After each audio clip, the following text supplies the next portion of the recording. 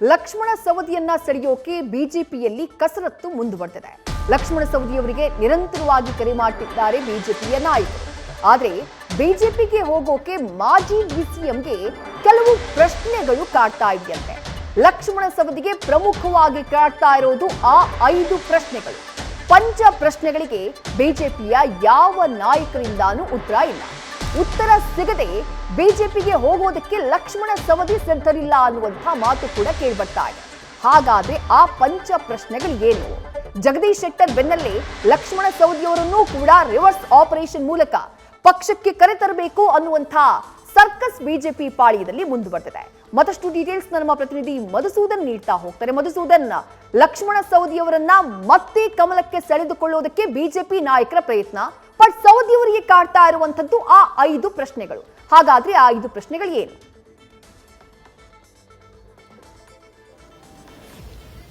ನಿಜಕ್ಕೂ ವಿದ್ಯಾಶ್ರೀ, ನೇರವಾಗಿ ಈಗಾಗಲೇ ಜಗದೀಶ್ ಶೆಟ್ಟರ್ ಬಿಜೆಪಿಗೆ ಗರ್ವಾಪ್ಸಿ ಆದ ಬೆನ್ನಲ್ಲೇನೆ ಲಕ್ಷ್ಮಣ್ ಸವದಿ ಅವರು ಕೂಡ ಬಿಜೆಪಿಗೆ ಬರಲಿಕ್ಕೆ ಒಂದಷ್ಟು ಕಸರತ್ತನ್ನ ಖುದ್ದು ರಾಜ್ಯ ಬಿಜೆಪಿ ನಾಯಕರು ಮಾಡ್ತಾ ಇದ್ದಾರೆ ಅನ್ನೋ ನಿಟ್ಟಿನಲ್ಲಿ ಸಾಕಷ್ಟು ಮಂದಿ ಈಗಾಗಲೇ ಲಕ್ಷ್ಮಣ್ ಸವದಿ ಅವರಿಗೆ ಗಾಳವನ್ನ ಹಾಕ್ತಾ ಇದ್ದಾರೆ. ದೂರವಾಣಿ ಮೂಲಕ ಅವ್ರ ಜೊತೆ ಮಾತುಕತೆಯನ್ನ ಕೂಡ ನಡೆಸ್ತಾ ಇದ್ದಾರೆ. ಪ್ರಮುಖವಾಗಿ ಲಕ್ಷ್ಮಣ್ ಸವದಿ ಅವರು ಮತ್ತೆ ಬಿಜೆಪಿಗೆ ಬರಬೇಕು ಅನ್ನೋ ನಿಟ್ಟಿನಲ್ಲಿ ಒಂದಷ್ಟು ಮಂದಿ ಏನು ಅವ್ರಿಗೆ ಕರೆಯನ್ನ ಮಾಡ್ತಾರೆ, ಅವರೆಲ್ಲರಿಗೂ ಕೂಡ ನನ್ನ ಬಳಿ ಪಂಚ ಪ್ರಶ್ನೆಗಳಿದೆ. ಈ ಪಂಚ ಪ್ರಶ್ನೆಗಳಿಗೆ ಯಾರು ನಿಖರವಾಗಿ ಸರಿಯಾಗಿ ಉತ್ತರವನ್ನ ನೀಡ್ತಿರೋ, ನನ್ನ ಪ್ರಶ್ನೆಗಳಿಗೆ ಉತ್ತರವನ್ನ ನೀಡ್ತಿರೋ, ಅದಾದ ಬಳಿಕ ನಾನು ಕಾಂಗ್ರೆಸ್ನಲ್ಲಿ ಇರಬೇಕೋ ಮತ್ತೆ ಬಿಜೆಪಿಗೆ ಬರಬೇಕೋ ಅನ್ನೋ ಒಂದು ನಿರ್ಧಾರವನ್ನ ಪ್ರಕಟ ಮಾಡ್ತೀನಿ ಅಂತ ಖುದ್ದು ಲಕ್ಷ್ಮಣ್ ಸವದಿ ಅವರು ಹೇಳಿದ್ದಾರೆ ಅನ್ನೋ ಎಕ್ಸ್ಕ್ಲೂಸಿವ್ ಮಾಹಿತಿ ಇದೀಗ ನ್ಯೂಸ್ ಫಸ್ಟ್ಗೆ ಲಭ್ಯ ಆಗಿದೆ. ಇದರ ಮುಂದುವರೆದ ಭಾಗವಾಗಿ 2023 ರಾಜ್ಯ ಸಾರ್ವತ್ರಿಕ ವಿಧಾನಸಭಾ ಕ್ಷೇತ್ರದ ಚುನಾವಣೆ ವೇಳೆ ಅಥಣಿ ವಿಧಾನಸಭಾ ಕ್ಷೇತ್ರದ ಬಿಜೆಪಿಯ ಟಿಕೆಟ್ ಹಂಚಿಕೆ ಮಾಡುವಂತ ಸಂದರ್ಭದಲ್ಲಿ ರಾಜ್ಯ ನಾಯಕರು ನನ್ನನ್ನ ದೂರ ಇಟ್ಟಿದ್ದೇಕೆ ಅಥವಾ ನನ್ನ ಹೆಸರು ಜೊತೆ ಇನ್ನೊಬ್ಬ ಹೆಸರನ್ನ ಕಳಿಸಿದ್ ಏಕೆ ಅನ್ನೋ ಪ್ರಶ್ನೆಯನ್ನ ಮೊದಲನೇ ಪ್ರಶ್ನೆಯಾಗಿ ಲಕ್ಷ್ಮಣ್ ಸವದಿ ಅವರು ಕೇಳ್ತಾ ಇದ್ದಾರೆ. ಎರಡನೇದು, ನನಗೊಂದು ವೇಳೆ ಏನಾದ್ರೂ ಅಲ್ಲಿನ ಹಾಲಿ ಶಾಸಕರು ಬಿಟ್ಕೊಡಲ್ಲ ಅಂತ ಹೇಳಿದ್ರೆ ವಾತಾವರಣ ಬೇರೆ ಇರ್ತಾ ಇತ್ತು. ಅಲ್ಲಿನ ಸ್ಥಳೀಯ ಶಾಸಕರು ಅಂದ್ರೆ ಅಂದಿನ ಶಾಸಕರಾದಂತ ಮಹೇಶ್ ಕುಮಟಳ್ಳಿ ಅವರು ಕೂಡ ವಿಧಾನ ಪರಿಷತ್ಗೆ ಹೋಗ್ಲಿಕ್ಕೆ ರೆಡಿಯಾಗಿದ್ರು, ನಾನು ವಿಧಾನಸಭೆಗೆ ಬರಕ್ಕೆ ರೆಡಿಯಾಗಿದ್ದೆ.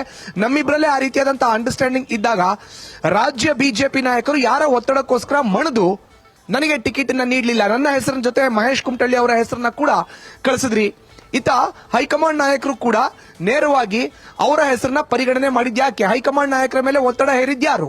ಇನ್ನು ನನಗೊಂದು ವೇಳೆ ಟಿಕೆಟ್ ಸಿಕ್ಕಿಲ್ಲ ಅಂತ ಹೇಳಿದ್ರೆ ನಾನು ಪಕ್ಷ ಬಿಡ್ತೀನಿ ಅಂತ 15 ದಿನಗಳ ಮುಂಚಿತವಾಗಿಯೇ ಹೇಳ್ತಾ ಬಂದಿದ್ದೆ. 15 ದಿನ ಹೇಳಿದ್ರು ಕೂಡ ಯಾವೊಬ್ಬ ರಾಜ್ಯ ನಾಯಕನು ಕೂಡ ನನ್ನ ಬೆನ್ನಿಗೆ ನಿಲ್ಲಿಲ್ಲ. ಯಾಕೆ? ಇದರ ಮುಂದುವರೆದ ಭಾಗವಾಗಿ ನಾನು ಪಕ್ಷ ಬಿಟ್ಟು ಹೋಗಿದ್ದೇನೆ, ಈಗ ಆಡಳಿತ ಪಕ್ಷದ ಶಾಸಕನಾಗಿದ್ದೇನೆ, ನನ್ನ ಕ್ಷೇತ್ರಕ್ಕೆ ಕೋಟಿ ಅನುದಾನಗಳು ಬರ್ತಾ ಇದೆ, ನನಗೆ ನನ್ನ ಕ್ಷೇತ್ರ ಮುಖ್ಯ ಹೊರತು ಇನ್ನೇನು ಅಲ್ಲ. ಒಂದು ವೇಳೆ ನಾನು ಬಿಜೆಪಿಗೆ ಈಗ ಗರ್ವಾಪ್ಸಿ ಆಗಿದ್ದೆ ಆದ್ರೆ ನನಗೆ ಉಪಚುನಾವಣೆ ಎದುರಿಸಬೇಕಾಗತ್ತೆ, ಅಲ್ಲೂ ಗೆದ್ದು ಬಂದ್ರೆ ವಿಪಕ್ಷದ ಶಾಸಕನಾಗ್ತೇನೆ ಹೊರತು ಬೇರೆ ಯಾವ ಹುದ್ದೆನೂ ಸಿಗಲ್ಲ. ನನ್ನ ಕ್ಷೇತ್ರದ ಗತಿ ಏನು? ನನ್ನ ಕ್ಷೇತ್ರ ಅನಾಥ ಆಗುತ್ತಲ್ಲ, ಇದಕ್ಕೇನು ಉತ್ತರ? ಇನ್ನು ಈಗಾಗಲೇ ಒಂದು ಬಾರಿ ನನ್ನ ಬೆನ್ನಿಗೆ ಚೂರಿ ಹಾಕಿರೋ ಅಂತ ನೀವು ಮುಂಬರುವಂತ ದಿನದಲ್ಲಿ ಮತ್ತೊಮ್ಮೆ ನನ್ನ ಬೆನ್ನಿಗೆ ಚೂರಿ ಹಾಕಲ್ಲ ಅನ್ನೋ ಗ್ಯಾರಂಟಿ ಏನು ಅನ್ನೋ ಒಂದು ಪ್ರಶ್ನೆಗಳನ್ನ ನೇರವಾಗಿ ಬಿಜೆಪಿಯ ನಾಯಕರು ಯಾರೆಲ್ಲ ಕರೆಯನ್ನ ಮಾಡ್ತಾರೋ ಲಕ್ಷ್ಮಣ್ ಸವದಿ ಅವ್ರಿಗೆ, ಅವರ ಬಳಿ ಇವ್ರು ಕೇಳ್ತಾ ಇದ್ದಾರೆ. ಈ ಪ್ರಶ್ನೆಗಳಿಗೆ ಯಾರ ಬಳಿನೂ ಉತ್ತರ ಇಲ್ಲ.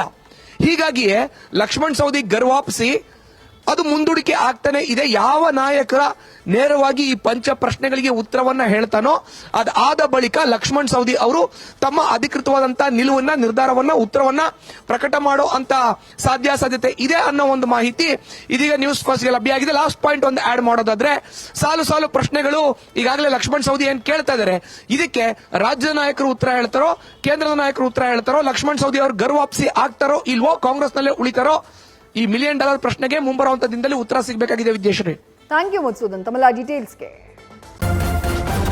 ನ್ಯೂಸ್ ಫಸ್ಟ್ ನಿರ್ಭೀತಿಯಿಂದ ನಿಮ್ಮ ಪರವಾಗಿ.